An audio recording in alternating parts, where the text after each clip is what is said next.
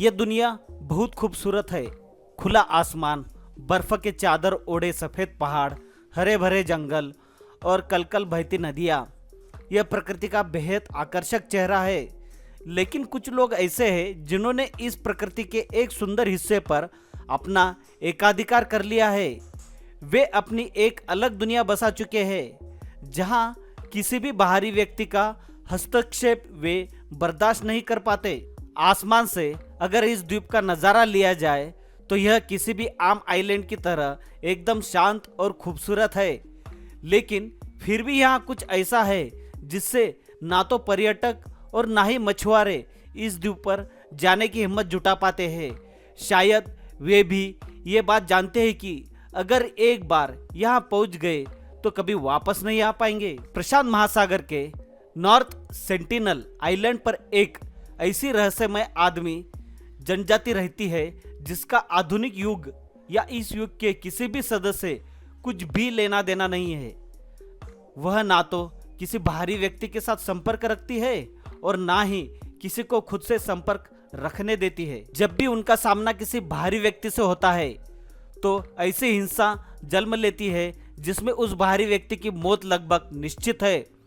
वर्ष 2006 में गलती से इस आइलैंड पर पहुंचे मछुआरों को अपनी जान से हाथ धोना पड़ा था। इस जनजाति के लोग आग के तीर चलाने में माहिर है, इसलिए अपनी सीमा क्षेत्र में कम ऊंचाई पर उड़ने वाले विमानों पर यह आग के गोले बरसाने लगते हैं। बंगाल की खाड़ी में बसे इस नॉर्थ सेंटिनल द्वीप का संबंध भारत से है, लेकिन हमेशा से ही ये ऐसी पहेली बनी रही है जिसे कोई भी सुलझा नहीं पाया है। ऐसा माना जाता है कि इस द्वीप पर रहने वाली इस आदमखोर जनजाति का अस्तित्व 60,000 वर्ष पुराना है। लेकिन वर्तमान में इस जनजाति की जनसंख्या कितनी है, यह अभी तक एक अनसुलझा सवाल ही है। अनुमान के अनुसार इस जनजाति से संबंधित लोगों की संख्या कुछ दर्जन से 100-200 तक ही हो सकती है। इन द्वीप के वासियों के निकट जाने का अर्थ है अपनी जान जोखिम में डालना। किसी भी प्रकार के बाहरी हस्तक्षेप से ये लोग बर्दाश्त नहीं करते, इसलिए इनके बारे में भी कोई पुख्ता जानकारी, मसलन इनकी संख्या, इनका रिवाज, इनकी भाषा, इनका रहन सहन आदि कैसे है, क्या है, किसी को इस बात की भनक तक नहीं है। वर्ष 2004 में आई भयंकर सुनामी के चलते अंडमान द्वीप तबाह हो गए थे। यह द्वीप भी अंडमान द्वीपों की श्रृंखला का ही हिस्सा है।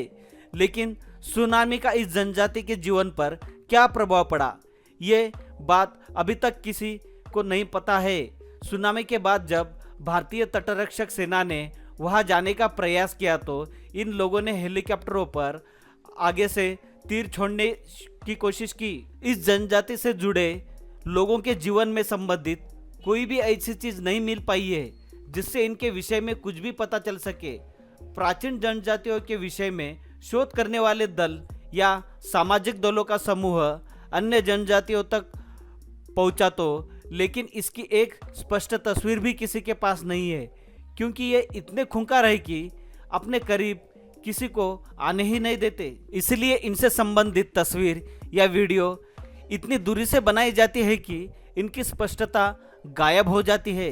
इसलिए ये लोग दिखते कैसे हैं, ये बात अभी तक कोई नहीं जान पाया है। अगर इस जनजाति के लोगों को पाषाण काल की जनजाति भी कहा जाता है, क्योंकि तब से लेकर अब तक इनके भीतर किसी भी प्रकार का बदलाव नहीं आ पाया है। शायद इसी वजह से इनके भीतर ग्रहणशीलता की कमी और बाहरी दुनिया से दूरी रखने का स्वभाव है।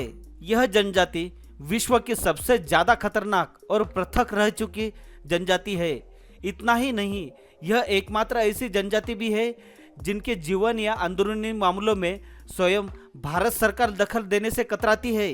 भारत सरकार द्वारा कई प्रयास किए गए ताकि इन जनजाति के लोगों के हितों के लिए काम किया जाए और इनके जीवन को सुधारा जाए। सर्वाइवल इंटरनेशनल नामक संस्था, जो कि विशेषकर आदिवासी जनजातियों के लिए कार्य करती है, का कहना है कि नॉर्थ सेंटिनल द्वीप पर रहने वाली जनजाति इस ग्रह की सबसे कमजोर जनजाति है। उनके भीतर रोग प्रतिकारक क्षमता लगभग ना के बराबर है।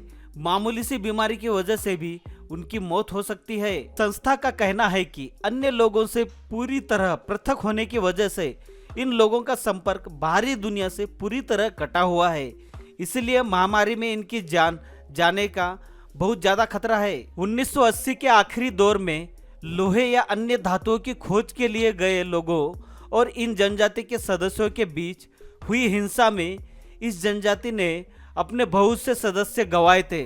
हो सकता है इसी वजह से इस द्वीप पर रहने वाले लोग अन्य इंसानों को अपना दुश्मन मान बैठे हैं और उन्हें अपने स्थान पर आने ही नहीं देना चाहते।